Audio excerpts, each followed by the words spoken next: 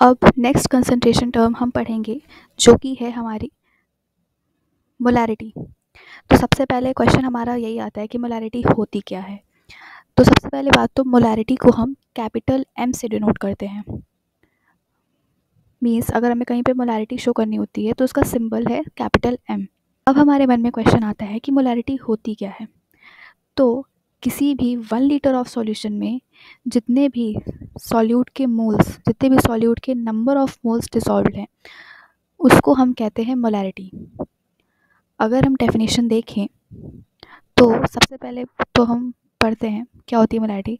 तो molarity is defined as number of moles of solute dissolved in 1 litre और 1 cubic decimetre of solution.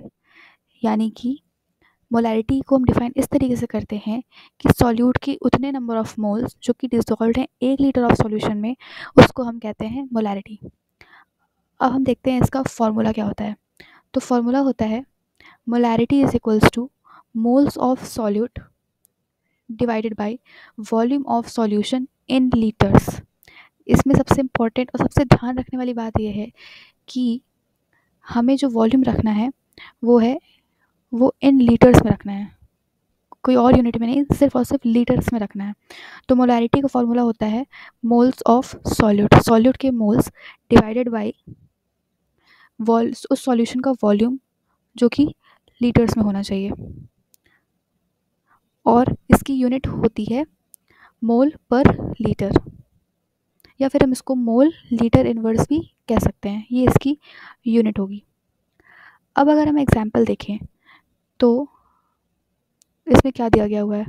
For example 0.25 mole litre inverse और 0.25 molar solution of NaOH means that 0.25 mole of NaOH has been dissolved in 1 liter or 1 cubic centimeter।